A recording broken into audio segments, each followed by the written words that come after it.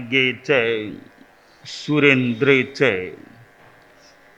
कौशिके पाद संस्पृशि निर्विशेष मनस्काय श्री वीरस्वामिने नमः। आरहत वाङ्मय में कहा गया है, समावयंता वयनाभिघाया कर्णं गया दुम्मणियम जनन्ति धम्मोत्तिकिच्चा परमग्ग सूरे जे इंदिए जो सह ई सपुज्जो। आदमी के जीवन में टॉलरेंस पावर, एंड्योरेंस पावर यानी सहन शक्ति का महत्व है। मनुष्य में शारीरिक सहन शक्ति भी हो और मानसिक सहन शक्ति भी हो। ये दोनों सहन शक्तियां हो तो जीवन में काफी सुख शांति रह सकती है। दो प्रकार के दुख होते हैं, जरा और शोक। शारीरिक दुख जरा के अंतर्गत लिए जा सकते हैं और मानसिक दुख शोक के अंतर्गत लिए जा सकते हैं। तो जरा और शोक, शारीरिक कठिनाई आए उसको भी आदमी यथा संभवतया यथा अपेक्षा सहन करे, और मानसिक प्रतिकूल स्थिति आ जाए उसमें भी सहिष्णुता क्षमाशीलता रखे।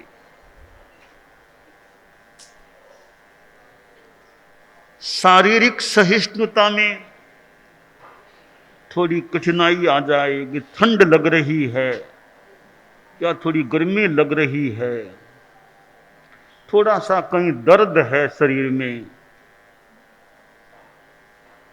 तो मौसम जन्य कठिनाई है प्राकृतिक थोड़ी कठिनाई है, उसकी ज्यादा संभवतः चिंता की अपेक्षा नहीं है। थोड़ी शीत लहर है, ठंड लग रही है, सावधानी तो रखी जा सकती है, जागता रखा जा सकता है। तो भी ठंड है तो गर्म कपड़े पहन लो, क्या दिक्कत है, अंदर पहन लो, ऊपर पहन लो, सिर पर कुछ कपड़ा आदि लगा लो, कानों की सुरक्षा कर लो, हाथों को अंदर डाल लो, पैरों के कुछ लगाना हो तो लगा लो, बचाव कर सकते हैं। तो सर्दी लगे अपेक्षानुसार उसका बचाव करने में दिक्कत नहीं है।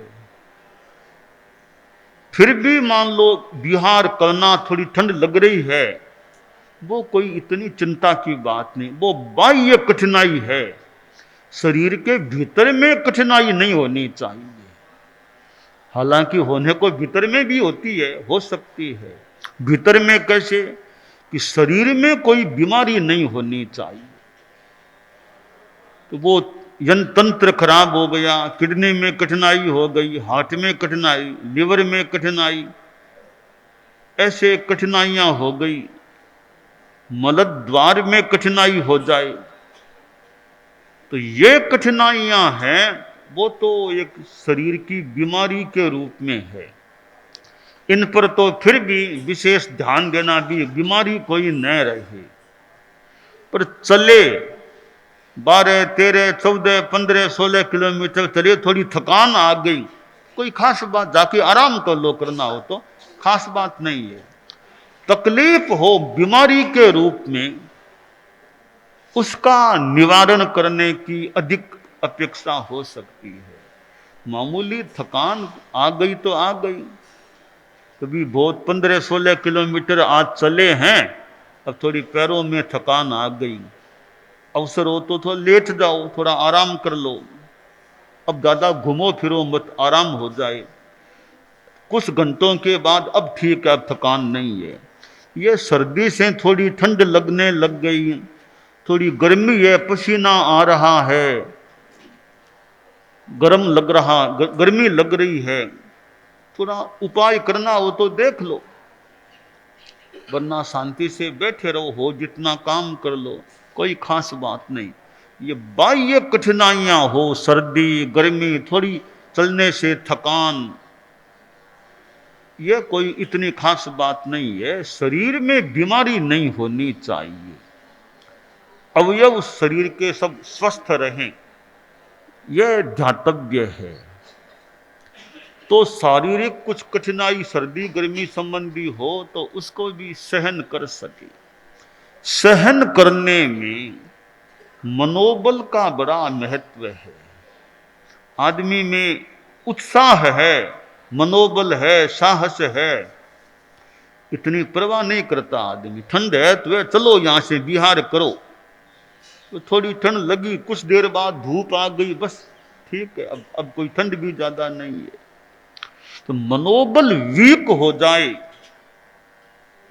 तो फिर आदमी, अरे सर्दी है कैसे चलेंगे, अरे आज बरसात आ जाएगी तो कैसे चलेंगे, आज तो गर्मी तावड़ा बहुत तेज हो गया, कैसे बिहार करेंगे। हाँ, इनमें सावधानी रखनी चाहिए, अपेक्षा। कैसे सावधानी? भी धूप तेज है, थोड़ा माथा ढक लो, या तो कोई बांध लो, शिरस्त्राणम ऐसा कुछ माथे के बांध लो, भी ज्यादा धूप नहीं लगे। थोड़ी सी एज आ जाए, थोड़ी उम्र आ जाए, एकदम बच्चे तो फिर भी चलते हैं, कोई 15, 16, 20, 25, 30 तो ऐसे ही चलते हैं। थोड़ी एज आ जाए और विशेष सावधानी रख लो, माथा ढकने का ध्यान रख लो। हमारे विधि में भी एक उम्र के बाद कलप आ गया, अब माथा ढकने का भी कलप आ गया, और लेट सोने का भी कलप आ गया, और पैरों में भी पहनने की अवस्था में भी पहन लो। वो हमारी प्राचीन परंपरा में भी छूट है कि इतनी उम्र आ गई अब माथा ढको, तो कोई टैक्स नहीं, कोई कुछ नहीं, माथा ढक लो बोले। हाँ, जवान साधु माथा ढके, 20-22 वर्ष का है, वो ढक करके चले तो फिर भी साहब कि तुम तो जवान हो, थोड़ी बहुत टैक्स लगेगा, बिगड़ टालो, वो थोड़ी बहुत बात हो जाए।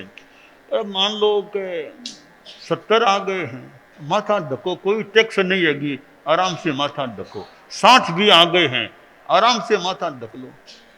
तो एक उम्र आने के बाद थोड़ी और सावधानी रख लें भी, सर्दी की गर्मी की, कहीं कोई असर न हो जाए मौसम का।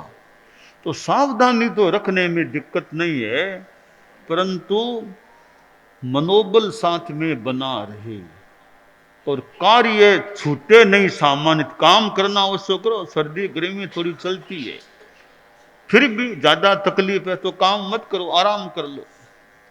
तो जरा और शोक, ये 2 प्रकार के दुख हैं, शारीरिक और मानसिक, 2 प्रकार के दुख हैं।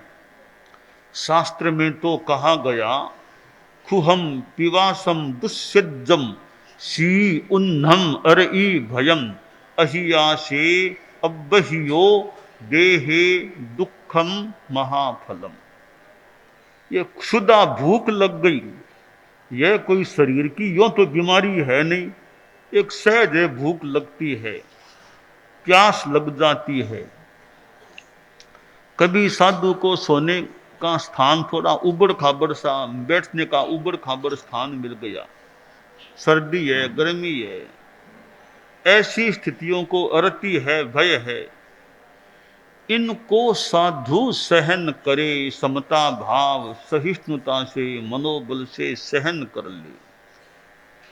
जीवन में मनोबल का महत्व है। ये मनोबल जितना अच्छा है तो छोटी मोटी विपत्ति आपत्ति की आदमी इतनी केयर भी न करे, परवाह नहीं, हो गई तो हो गई। ये मनोबल बड़ी चीज है। शरीर में थोड़ी कठिनाई हो गई, मनोबल पावरफुल, अच्छा है, स्ट्रोंग है, कोई खास बात नहीं, परवाह नहीं होती।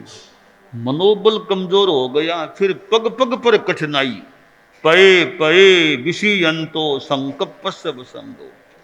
कि मनोबल कमजोर है, थोड़ी प्रतिकूलता आ गई, ओहो ओहो, थोड़ी मन के प्रतिकूलता हो गया, गुस्सा आ जाएगा, बहुत तेजी आ जाएगी, हाथ में कोई चीज लेके फेंकने का और का प्रयास, किसी के थप्पड़ लगा दे, तो भी ये गुस्सा है, यानी सहन नहीं कर सका होगा, तब इतना गुस्सा आ गया। तो साधु का धर्म है सहन करो, क्षमा रखो, सहन करो सफल बनो, क्षमा का भाव साधु रखे। तो कोई कठोर शब्द बोल दे, समा वयंता वयनाभिघाय, कठोर ये प्रहार हैं शब्दों के, वो कई बार वो सहिष्णुता या चिंतनशीलता वैसी न हो, तो आदमी बात बात में फील कर ले, मुझे ऐसा बोल दिया, मेरे लिए ऐसा शब्द काम में ले लिया। अब मन में दुख होता है, अर्थ ज्ञान या फिर गुस्सा या प्रहार करने का, वापिस बोलने का, सामने बोलने का, ये स्थितियां बन सकती हैं। आवेश गुस्से में आकर सामने नहीं बोलना चाहिए, थोड़ा सहन कर लें, ठीक है, कहना हो थोड़ा बाद में मौका देखकर कह सकते हैं, कोई दिक्कत नहीं। आवेश गुस्से में नहीं बोलना चाहिए। तो अग्रणी है, थोड़ा सा कुछ कह दिया तो गुस्से में सामने बोलना शुरू कर दिया, तो भाई अग्रणी है तो एकदम गुस्से में क्यों बोलो, वो तो मान लो बड़े हैं, वो तो फिर भी कह दिया तो कह दिया, वो तो बड़े हैं, तो छोटे को तो सहन करना चाहिए, कभी वे भी तो छोटे रहे होंगे, कभी वे भी तो अपने बड़ों के सामने छोटे रहे हो सकते हैं, अब अग्रणी है, अब वो कह रहे हैं आज तुम छोटे हो, तुम भी कभी अच्छे बन जाओ, तो अग्रणी ने कुछ कह दिया है तो गुस्से में आकर के सामने बोलने का प्रयास नहीं करना चाहिए। हाँ कहना हो तो शांति से कह दो, शांति से कह दो, आवेश गुस्से में वापिस बड़ों के सामने नहीं बोलना चाहिए, चाहे साध्वियां हैं, चाहे समरियां है, चाहे संत है, कोई भी है, भाई बड़ों के सामने गुस्से में आकर के यूं नहीं बोलना चाहिए। परिवार में भी बड़े होते हैं, कई छोटे हैं, तो बड़ों के सामने यूं विवेक बोलने का भी, किसके सामने, यानी बहुत तेज गुस्से में आकर के बड़ों के सामने नहीं बोलना चाहिए, बड़ों के सामने छोटी भाषा नहीं बोलनी गुस्से में आकर, कि बड़े हैं तो आप, दीक्षा पर्याय में बड़े हैं उनको आप बोलना, तो तू या थे नहीं, थे भी बढ़िया नहीं, उनके लिए आप शब्द का प्रयोग होना चाहिए। हाँ छोटे हैं उनको थे कह सकते हैं, दीक्षा में छोटे हैं ना, उनको थे कह सकते हैं, जो दीक्षा में बड़े हैं तो उनके लिए आप शब्द, और उनका नाम बोलना हो तो स्वामी, स्वामी लगाना होता है, केवल जी नहीं, जी तो छोटों के लिए मान लो, बड़ों के लिए जी विथ स्वामी, जी और स्वामी दोनों लगाना चाहिए। बड़े संत हैं, पूरा जी बोल दे वो अपर्याप्त है, साथ में स्वामी लगाना अतिरिक्त। अब स्वामी को शॉर्ट में भले किसी रूप में जल्दी में बोल दें, पर स्वामी शब्द आना चाहिए। सत्यों में उसे मास्टर जी, सत्यों में मास्टर जी बोलते होंगे, वो थोड़ा भले संक्षेप में आ जाए, वो आए, बड़ों के लिए वो आना चाहिए, वो उनका एक प्रोटोकॉल है, एक एप्रोप्रिएट, ठीक है भी, प्रोटोकॉल के अनुसार चलना हो ठीक रहता है, कि प्रोटोकॉल क्या है, किसके लिए कौन सा शब्द प्रयोग काम में लेना। अब जैसे संबोधन करना है कि परम श्रद्धेय, तो परम श्रेय आचार्य प्रवर के लिए तो मान लो आ जाए, और किसी साधु साध्वी के लिए परम श्रद्धेय शब्द है, वो प्रोटोकॉल के अनुकूल हमारे लिए नहीं है। तो जिनके लिए जो प्रोटोकॉल के हिसाब से ठीक हो, यह थोड़ा सूक्ष्म ज्ञान है वक्ता को, और कभी के कौन सा शब्द किसके लिए विशेषण के रूप में काम में लेना, कि जो बड़ों के लिए निर्धारित है वो बड़ों से जो छोटे उनके लिए काम में ले लें, तो वो थोड़ी प्रोटोकॉल में थोड़ी सी, जैसे कि मान लो कि आचार्य विराजे हैं, प्रोटोकॉल की बात ही है। जैसे गुरुदेव तुलसी मान लो विराजे हुए थे, उनके पास युवाचार्य श्री भी पधारे हैं, क्योंकि खड़ा होने की जरूरत नहीं है। साध्वी प्रमुखा जी भी पधारे तो गुरुदेव तुलसी विराजे हुए हैं, तो जनता को, परिषद को, संतों को क्यों, उनके लिए खड़ा होने की अपेक्षा नहीं। वो खड़ा होना भी एक आचार्य प्रवर की एक तरह से उनके प्रोटोकॉल के अनुकूल बात नहीं होती, तो खड़ा नहीं होना। तो ये कई प्रोटोकॉल होते हैं, तो व्यवहार में प्रोटोकॉल ठीक रहे तो व्यवस्था ठीक रहती है। अब संत किधर बैठेंगे, साध्वियां किधर बैठेंगी, ये भी प्रोटोकॉल है ना, कि संत इधर बैठे, साध्वियां इधर बैठे। और सूक्ष्मता में कभी जाएं, संतों में कौन संत कहाँ बैठेंगे, साध्वियों में कौन साध्वी जी कहाँ बैठेगी। ये जैसे तीर्थंकरों की परिषद है ना, भी केवल ज्ञानी कहाँ बैठेंगे और वो कहाँ बैठेंगे, तो उनका अपना प्रोटोकॉल है कि केवलियों की परिषद में दूसरा जाके बैठ जाए तो वो थोड़ा प्रोटोकॉल के, कभी संत उधर चले गए केवलियों की परिषद की तरफ, कार्य वहां उधर क्यों जाते हो, भगवान ने कहा आसाधना मत करो गौतम, ये केवल ज्ञानी बन गए हैं, ये इधर ठीक जा रहे हैं। तो वो ये व्यवहार में प्रोटोकॉल की बात है, तो प्रोटोकॉल भी, विनय की परंपरा भी एक प्रोटोकॉल के अंतर्गत हो सकती है। भी अगवानी कहाँ बैठे, सहवर्ती कहाँ बैठे, तो न्यारा में है कि अगवानी तो मान लो पट्ट पर बैठ गया, व्याख्यान प्रोग्राम में, सहवर्ती भी वहां आकर के बराबर बैठ गया। तो हमारे संघ के प्रोटोकॉल में अग्रणी के बराबर यूं पट्ट पर बैठना प्रोटोकॉल के अनुकूल नहीं है। केवल अग्रणी बैठ सकते हैं, अग्रणी बैठ सकता है, सहवर्ती है पट्ट पर नहीं, उनके बराबर पट्ट पर नहीं। तकलीफ है पैरों की और की, या कोई दीक्षा पर्याय में बड़े हैं तो कुर्सी फिर भी लगा लो, किसी पट्ट पर अगवानी के साथ वो नहीं बैठना होता है। तो अब मीटिंग मतलब कोई क्लास और हो रही है तो अगवानी है तो अगवानी के बराबर आकर के बैठना, तो ये सारा जो जैसा प्रोटोकॉल हो उसके अनुसार हमें साधु साधियों समणियों को और को गृहस्थों को भी प्रोटोकॉल है।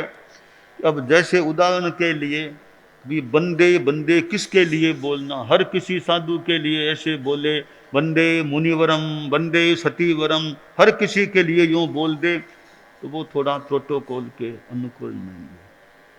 अब जैसे मान लो आचार्य के लिए तो लगा दें बंदे आचार्य बंदे, हर किसी साधु के लिए बंदे बंदे यूं, तो वो एक जैसे कि साधु है कि बंदे मुनिवरम जोर जोर से ऐसे बोले तो वो प्रोटोकॉल के इतना, तो जिसके जो प्रोटोकॉल है उसके अनुसार बात होनी चाहिए। तो डाल गणी कह दें डाल मुनि ने प्रोटोकॉल का थोड़ा ध्यान दिया, यही मान सकते हैं। वो जब वो चापासनी जोधपुर के पास यूं कच्छ से चल करके वो चापासनी जो भी गांव वहां पधार गए थे, और वो डाल गणी कह दें कुछ भी कह दें विराजे हुए थे, आहार कर रहे थे, रोटी और वो साग जो भी मुंह में कबाब पास में रोटी जो भी आहार था दाल गणी। अब लोग कोई आए वो खमा खमार ऐसा दूर से थोड़ा बोलना शुरू कर दिया, जैसे बहुत बड़े शब्द जो आचार्यों की, तो डाल गणी ने हमारी भाषा में प्रोटोकॉल के विरुद्ध शब्द कैसे बोल रहे हैं, ये शब्द तो आचार्यों के काम के होते हैं भी, क्षमा गणी परम दयाल परम गवाल, ये तो आचार्यों के तो लिए है कि मैं तो साधु हूं, उनके दिमाग से तो वो तो साधु हूं सामान्य, मेरे लिए ऐसे शब्द बोल रहे हैं, यानी वो ठीक नहीं है, हमारी संघीय व्यवस्था के आज की भाषा में प्रोटोकॉल के अनुकूल नहीं है।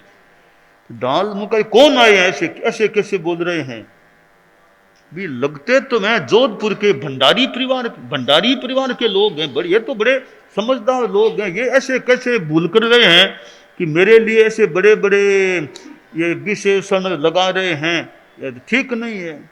ऐसे कैसे, मतलब भंडारी वो जो भी आए कि महाराज फिर जोर से बोले होंगे, जोर से, ऐसे कैसे, टेलीग्राम लाडनों से टेलीग्राम आया है, आपको आचार्य के रूप में घोषित कर दिया गया है।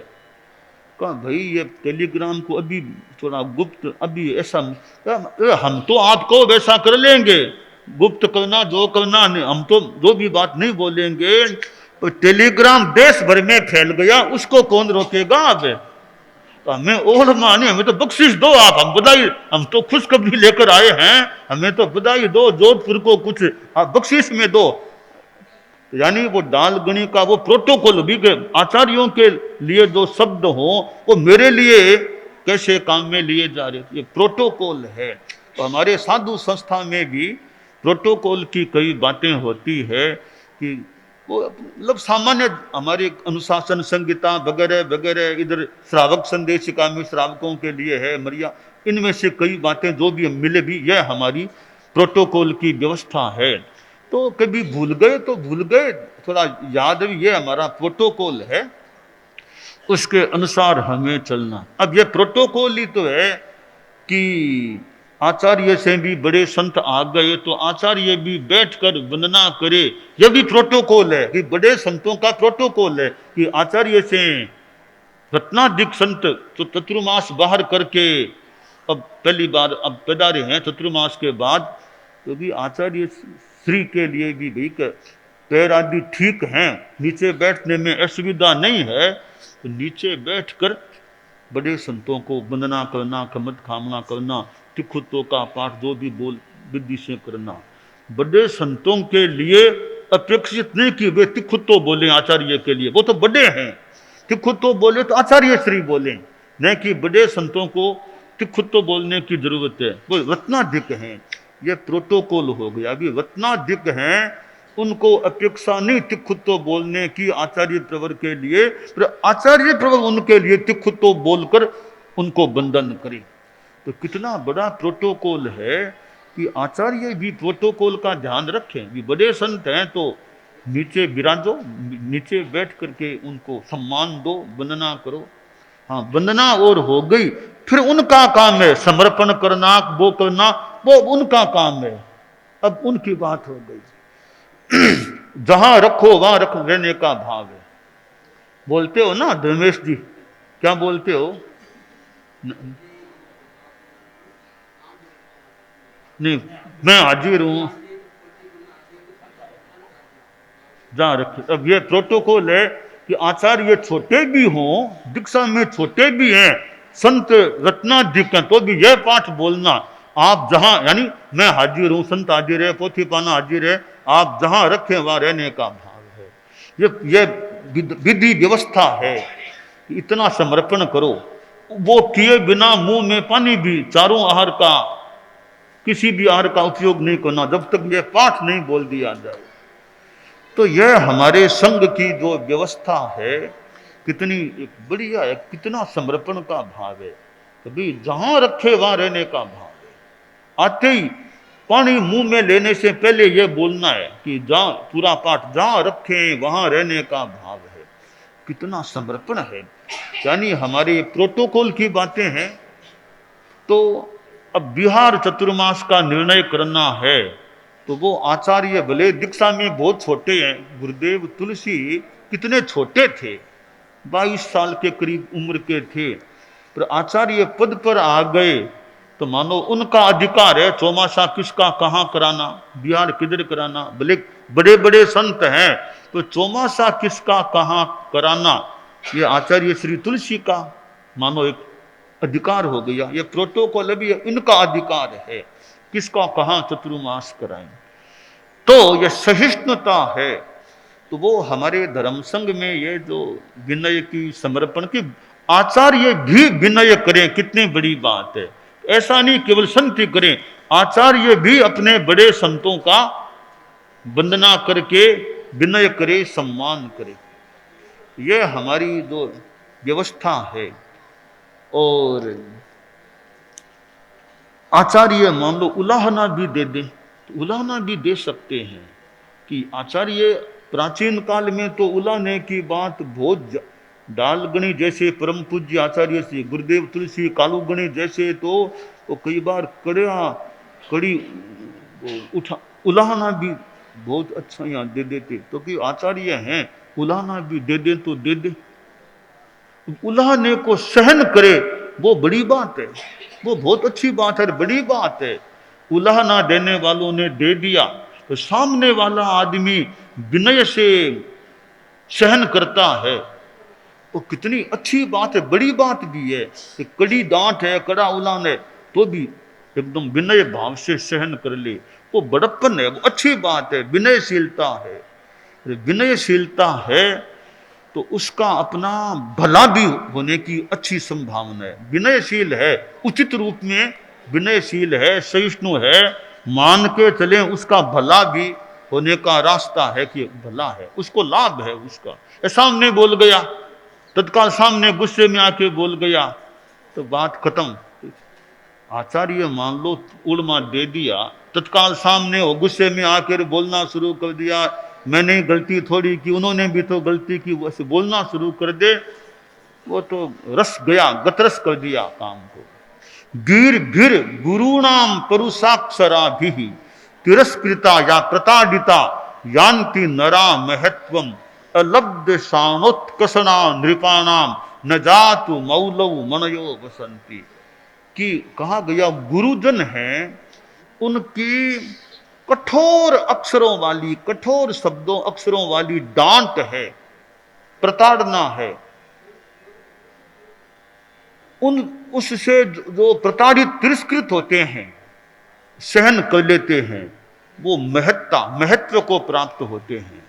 गिर गिर गुरुणाम परुषाक्षरा भी तिरस्कृता प्रताड़िता यान्ति नरा महत्वम, वे नर महत्व को प्राप्त होते हैं।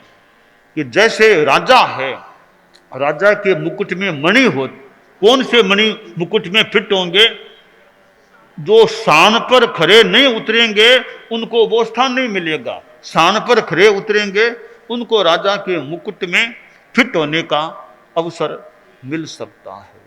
तो यह सहिष्णुता की जो बात है कि वो बड़ी बात है, कि इसलिए आचार्य तो बहुत दूर की बात, अगवानी भी उलाहना दे दें, अगवानी भी दे दे उलाहना, तो उसको भी उचित तरीके से सहन करना चाहिए।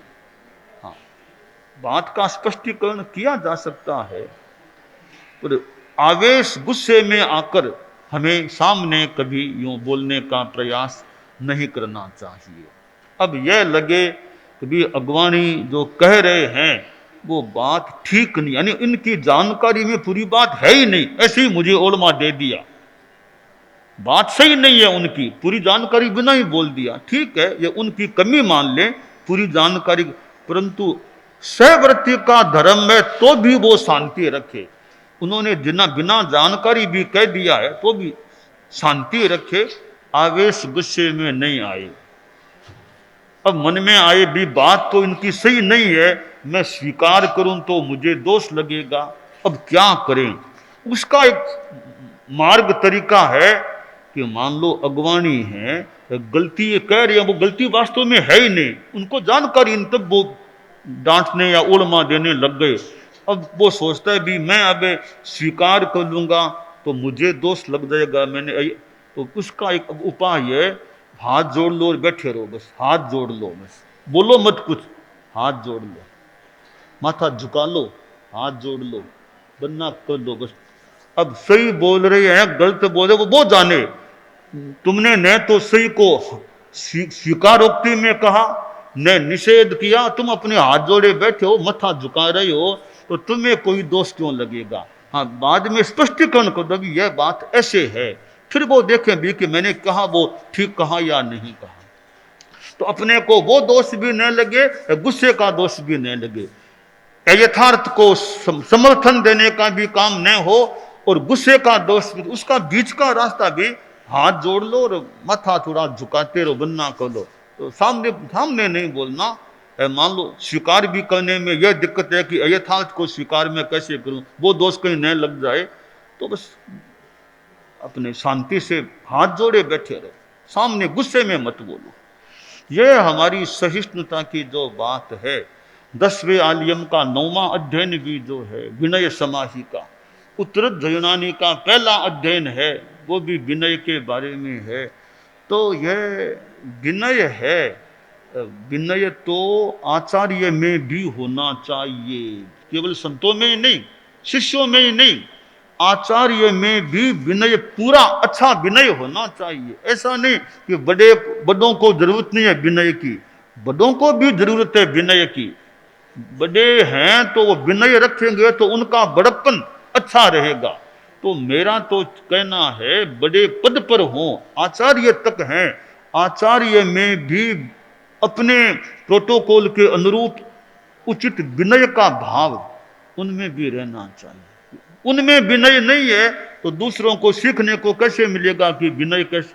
तो बड़ों में भी विनय होना चाहिए कि आचार्य हैं, मान युवाचार्य हैं, आचार्य हैं भी, कि हमारा, हमसे जो हमारे बड़े हैं, हमारे पूर्ववर्ती आचार्य हैं, उनके प्रति भी विनय का भाव किस रूप में है या नहीं है? आज वो नहीं है, आज वो नहीं रहे।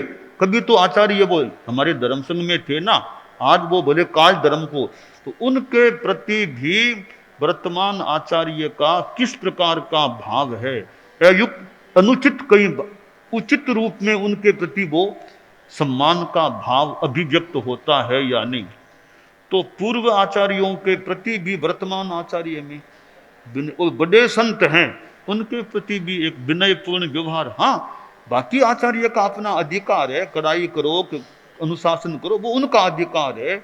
पर जहां वंदना करने की बात है, साधु कैसा भी होगा, भले बहुत अच्छा नहीं है, दीक्षा में तो आपसे बधाई है ना, तो कम से कम उसको वंदन तो करना होगा ना। भले वो उसमें बहुत गुण नहीं है, कुछ कमियां भी है, धर्म संघ में तो है ना, वो धर्म संघ में आपसे बड़ा भी है। तो पक्षी आ गई तो आपको नीचे बैठकर अनुकूलता है शरीर की, तो वंदना करो, खमत कामना करो। यह बड़ों का विनय है। तो कैसे भी संत हैं, दीक्षा पर्याय में बड़े हैं, ये आचार्य में भी यूं विनय होना चाहिए। तो आचार्य हो, युवाचार्य हो, बदासीन हो, तो उनका अधिकार अपना है, विनय का अपना है। तो पूर्वाचार्यों के हमारे आगम हैं, हमारे ग्रंथ हैं, ठीक है, यथार्थ का अन्वेषण करो, पर कहीं ऐसा शब्द नहीं निकलना चाहिए कि जो उचित नहीं है। हमारे आगमों के प्रति, हमारे सिद्धांतों के प्रति जो शब्द नहीं निकलना चाहिए वो नहीं आना चाहिए। हाँ, बाकी सत्य की खोज करो, कोई उसमें कोई दिक्कत है ही नहीं, पर बोलो करो तो कौन सी बात कहाँ बोल रहे हो, तुम्हारे कोई बात नहीं बैठती, कोई सिद्धांत की बात मान लो तुम्हारे दिमाग में नहीं बैठ रही है, चर्चा कर लो, करना हो तो बहुश्रुत से कर लो, यथा अवसर आचार्य से कर लो, फिर भी दिमाग में नहीं बैठती है तो ऐसा नहीं कि व्याख्यान में तुम घोषणा कर दो यह सिद्धांत गलत है हमारा, यह ठीक नहीं। व्याख्यान में था तुम्हारे मन का विचार है, उस पर विचार विमर्श चर्चा वार्ता भले करते रहो यथा उचित स्थान पर व्याख्यान में तुम यह कह दो नहीं यह सिद्धांत गलत है, यस, तो वो हमें सोचना, व्याख्यान में कोई परूपणा संघीय मान्यता के विरुद्ध नहीं होनी चाहिए। बाकी विचार है तो अपना चर्चा वार्ता कर सकते हैं। तो यह भी हमारा एक तरह का विनय है संघीय मान्यताओं के प्रति भी, कि हम ऐसे नहीं कि हम कुछ भी हमारे बोल दें। तो यह हमारे जो प्रोटोकॉल का एक क्रम है। तो हमारे धर्म संघ में अनुशासन की बात भी है, विनय की बात भी है, और साधु साध्वियां उनकी कितनी बड़ी अच्छी बात है, आचार्य के एक निर्देश पर वो कितना ध्यान दे लेते हैं, एक निर्देश पर कहाँ से कहाँ चले जाते हैं, कि वो काम करना है तो थोड़ा सा आगे अभी ऐसा निर्देश आ गया, अब जो अच्छे बहुत जाग ऐसा आ गया, अब यह काम नहीं करना, ऐसा अब यह काम करना, इधर बिहार कर देना है। तो ये साधु साध्यों की भी कितनी अच्छी विशेषता है हमारे धर्म संघ में, कि एक निर्देश आदेश चतुर्मास वहां फरमा दिया, अब ठीक भी, अब उधर चलो, उधर बिहार करो, भले मन की इच्छा थी या नहीं थी, फरमा दिया, अब उधर चलना है। यह समर्पण मान लो। तो ऐसे हमारे धर्म संघ में साधु साधियों का अब ये कितना समर्पण है, आप रखो वहां रहने का भाव है, कितना बड़ा समर्पण है ये। अब उनकी इच्छा कहाँ जाने की है कि नहीं, अपने कम से कम बोलने में तो बोल ही रहे हैं ना कि आप जहां रखो वहां रहने का भाव है। और अब इच्छा नहीं भी है तो इच्छा के प्रतिकूल भी कोई निर्देश मिल गया तो मिल गया। तो यह समर्पण का जो क्रम हमारे साधु साधियों में है वो अपने आप में एक महत्वपूर्ण बात मानी जा सकती है कि एक आचार्य के निर्देशन में 700 साधु साधियां भी हैं, 700 से ज्यादा भी हैं, तो वे सब एक आचार्य के निर्देश में चलते हैं। तो ऐसा मान्य या विशेष बात इसे कहा कि एक आचार्य के शिष्य शिष्यों के रूप में हैं कि वो शिष्य और कोई हमारा गुरु, यानी शिष्य के रूप में कोई हमारे गुरु नहीं है, एक ही हमारे गुरु हैं, एक ही आचार्य और एक ही गुरु, वो ही आचार्य वो ही गुरु। ऐसा नहीं आचार्य अलग और गुरु अलग है। ये साधु साधियों का भी कितना बड़ा रुझान है, अच्छा रुझान होता है ये कि एक आचार्य के निर्देशन में, एक गुरु के निर्देशन में यूं रहना चलना।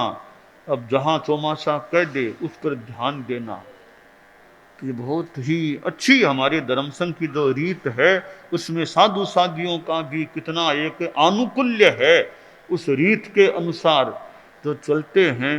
और अब आचार्य हैं वो भी तो गुरुदेव तुलसी को हमने देखा 60-61 वर्षों तक आचार्य प्लस गणाधिपति का उनका वो कालमान रहा।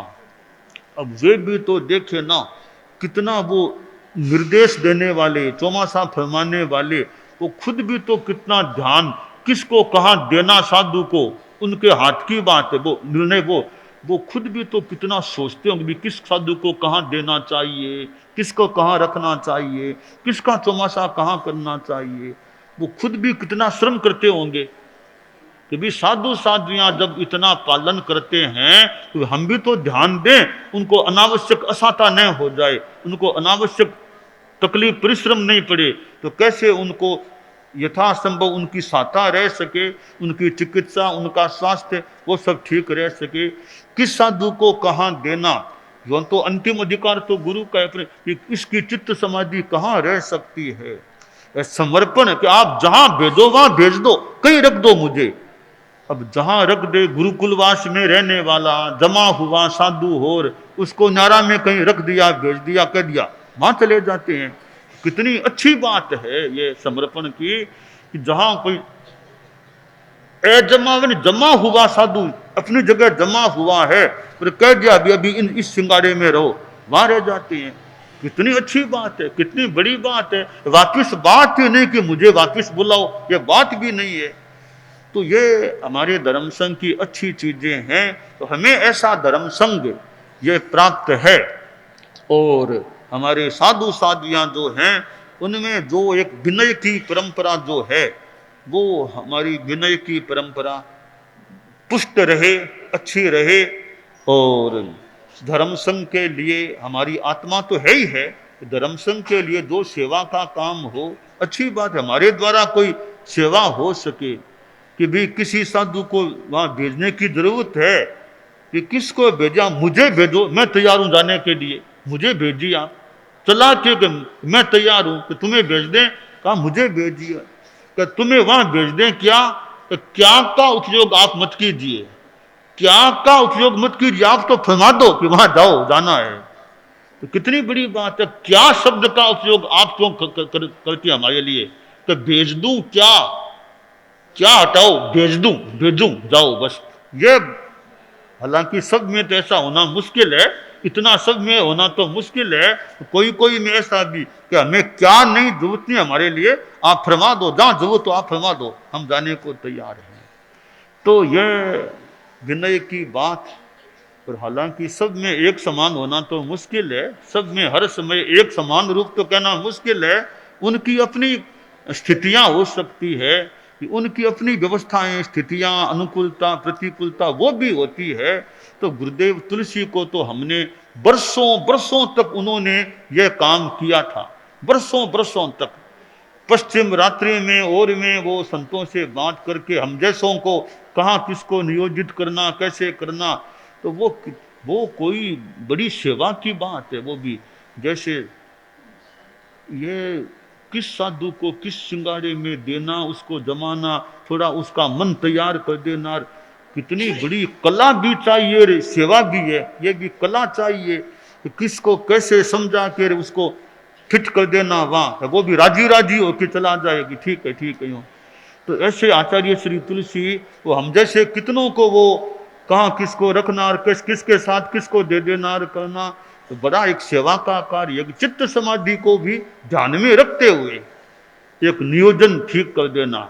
अब चतुर्मास किसका कहाँ कराना, अब गुरुदेव तुलसी कैसे चतुर्मासों की घोषणा करते थे, किसको कहाँ वेदना करना, तो वे ये भी एक सेवा ही है ना, किसका चौमासा कहाँ कराना, कहाँ ठीक रहेगा, क्या स्थितियाँ, ये ध्यान देख करके चतुर्मास की घोषणा करना, तो वह भी संघ की सेवा ही तो हो रही है। तो ये इस प्रकार गुरुदेव तुलसी ने कितनी 60-61 3-4 वर्ष अंतिम छोड़ भी दें, मान लो गणाधि आचार्य पद, तो बाकी 57 करीब लगभग वर्षों तक किस प्रकार उन्होंने धर्म संघ की, हमारी हम लोगों की मान लो कैसे कितनी उन्होंने सेवा की थी, और कैसे उन्होंने गुरुत्व, आचार्यत्व, अनुशास्त्रित्व का एक निर्वहन करते हुए और साधु साधियों की उन्होंने जो सेवा की, इतनी सेवा की व्यवस्था करना, सेवा केंद्रों की व्यवस्था करना, किस व्यक्तिगत किसकी सेवा के लिए किसको भेजना करना, यह उनकी ओर से सेवा, तो साधु साधियों का समर्पण हो, वो सेवा काम थोड़ा आसान हो जाता है। भी साधु साधियां तैयार है, किसी को कह देंगे, वो आश्वासन रहता है। वो आचार्यों के लिए भी कितने की भी मुझे ज्यादा चिंता नहीं, जरूरत अमुक को कह दे, कई संत है किसी को देख लेते हैं, ज्यादा कोई भार नहीं। ये संतों की ओर से भी कितना आश्वासन है भी कि जहाँ जरूरत तो हमें फरमाओ, हम चले, तो वरना भी किसको कहें, उसको कहें, उसको कहें, वो ना कह रहा है, वो ना कह रहा है, एक तो ये होता है, एक इसको कहाँ भी हम जा सकते हैं, चले जाए। तो वो आचार्यों का काम कितना आसान हो जाए, तो साधु साधियों का समर्पण हो, वरना एक एक को पूछो, ठीक है, एक एक को पूछना भी सेवा ही है, एक एक को पूछना भी सेवा ही है, भी पूछ पूछ के देख ले, जिसकी अनुकूलता हो उसको भेज दें। तो कुल मिलाकर के हमारे धर्म संघ में यह सहिष्णुता या विनय, समर्पण, अनुशासन का जो क्रम है, एक और आचार्यों के द्वारा अपना कार्य है, उधर साधु साधियों के द्वारा अपना काम है, तो दोनों ओर से अनुकूलता होती है कि विनयो नाम शिष्यानाम वात्सल्यम से गुरोरपि यत्र योगम प्रकुर्वाते तत्र हार्दम समर्पणम, कि गुरुओं का वात्सल्य और शिष्यों का विनय दोनों का योग है, तो फिर वो कार्य में आसानियत, सुगमता हो सकती है।